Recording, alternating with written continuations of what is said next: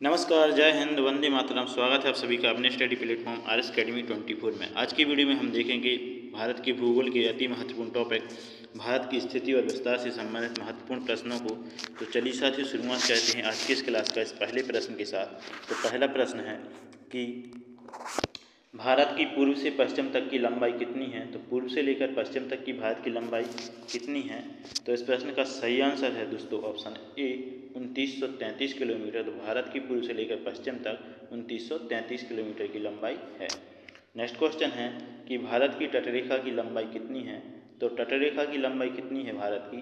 तो इस प्रश्न का सही आंसर हो जाता है ऑप्शन बी 6100 यानी 6100 किलोमीटर। नेक्स्ट क्वेश्चन है कि भारत का क्षेत्रफल विश्व के कुल क्षेत्रफल का कितना प्रतिशत है।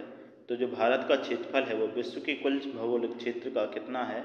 तो इस प्रश्न का सही आंसर है दोस्तों ऑप्शन सी 2.4%। नेक्स्ट क्वेश्चन है कि भारत के कुल क्षेत्रफल का कितना प्रतिशत भाग पर्वतीय क्षेत्र यानी कि माध्य समुद्र तल से 2135 मीटर या अधिक ऊंचाई के अंतर्गत आता है। तो कितना भाग है जो भारत के कुल क्षेत्रफल का वो पर्वतीय भाग है।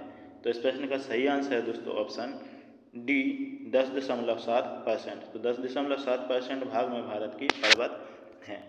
नेक्स्ट क्वेश्चन है कि संपूर्ण भारत के कितने प्रतिशत भूभाग पर पर्वत और पहाड़ियों का विस्तार पाया जाता है। तो संपूर्ण भारत के कितने प्रतिशत भूभाग पर पर्वत और पहाड़ियों का विस्तार है। तो कितने परसेंट भाग पर पर्वत और पहाड़ी हैं।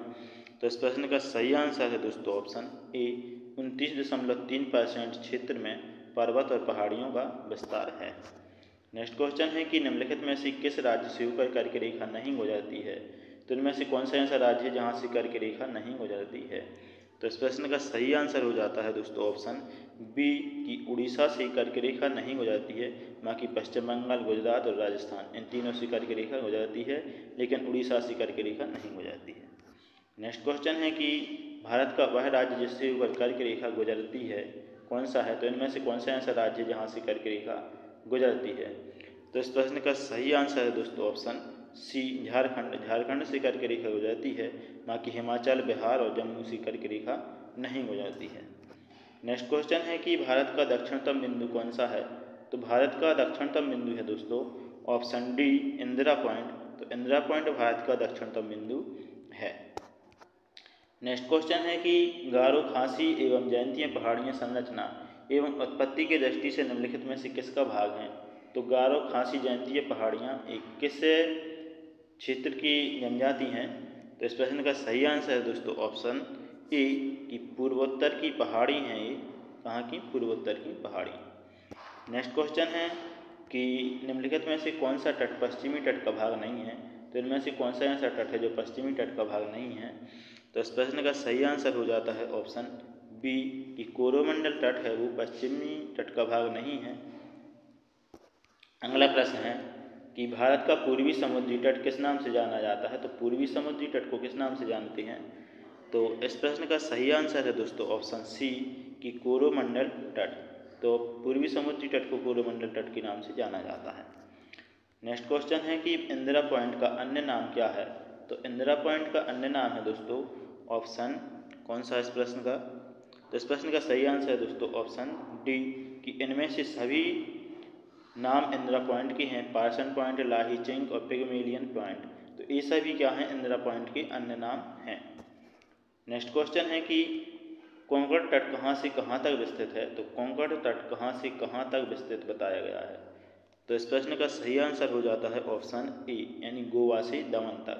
तो गोवा से दमन तक कोंकण तट है। नेक्स्ट क्वेश्चन है कि लक्षद्वीप समूह के द्वीपों की उत्पत्ति निम्नलिखित में से किस प्रकार से हुई है। तो जो लक्षद्वीप समूह के द्वीप हैं उनकी उत्पत्ति किस प्रकार से हुई है।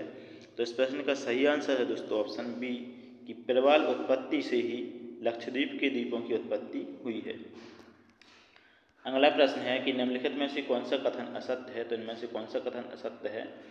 तो इस प्रश्न का सही आंसर है दोस्तों ऑप्शन सी कि भारत के क्षेत्रफल का 48% भाग मैदानी है। यह कथन असत्य है। बाकी 70.7% भाग पठारी है और 29.3% भाग पर्वतीय है और अक्षांशीय विस्तार 8 डिग्री 4 मिनट से 37 डिग्री 6 मिनट उत्तरी तक है। बाकी जो क्षेत्रफल है वो मैदानी भाग का 48% नहीं है, इसलिए ऑप्शन गलत है। नेक्स्ट क्वेश्चन है कि किस भारतीय राज्य की सीमा सर्वाधिक राज्यों की सीमा को स्पर्श करती है? तो ऐसा कौन सा राज्य है जिसकी सीमा सबसे ज़्यादा राज्यों की सीमा को स्पर्श करती है?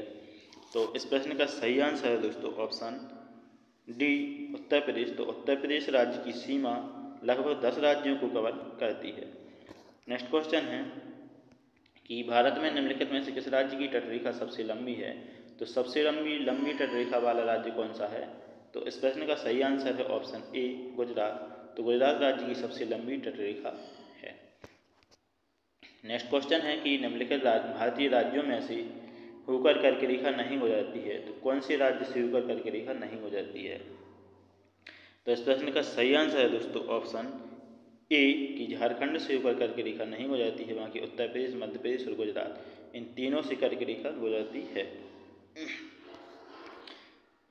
अगला प्रश्न है कि कौन सी अक्षांश रेखा भारत के मध्य से होकर गुजरती है? तो कर्क रेखा भारत के मध्य से होकर गुजरती है। नेक्स्ट क्वेश्चन की ओर चलते हैं। तो अगला प्रश्न है कि कर्क रेखा भारत के कितने राज्यों से होकर गुजरती है? तो कर्क रेखा भारत के 8 राज्यों से होकर गुजरती है। अगला प्रश्न है कि निम्नलिखित में से कौन सा द्वीप भारत और श्रीलंका के मध्य स्थित है? तो भारत और श्रीलंका के मध्य कौन सा द्वीप स्थित है? तो इस प्रश्न का सही आंसर है दोस्तों ऑप्शन ए, रामेश्वरम। तो भारत और श्रीलंका के बीच रामेश्वर द्वीप स्थित है। नेक्स्ट क्वेश्चन है कि थार मरुभूमि कहाँ स्थित है? तो थार मरुभूमि कहाँ स्थित है दोस्तों?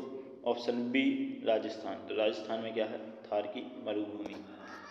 नेक्स्ट क्वेश्चन है कि दक्षिण गंगोत्री क्या है? तो दक्षिण गंगोत्री क्या है दोस्तों? तो इस प्रश्न का सही आंसर है दोस्तों ऑप्शन सी कि अंटार्कटिका में स्थापित भारतीय वैज्ञानिक अनुसंधान केंद्र को दक्षिण गंगोत्री कहा जाता है।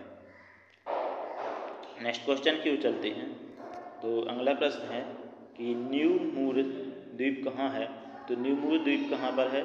तो ये है बंगाल की खाड़ी में। नेक्स्ट क्वेश्चन की ओर चलते हैं। तो निम्नलिखित में से कौन एक द्वीप है?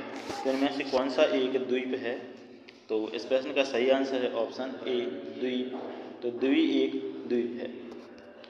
नेक्स्ट क्वेश्चन है कि स्वतंत्रता से पूर्व कौन सा भारतीय राज्य क्षेत्र काला पानी के नाम से जाना जाता था? तो काला पानी के नाम से कौन सा क्षेत्र जाना जाता था स्वतंत्रता से पहले?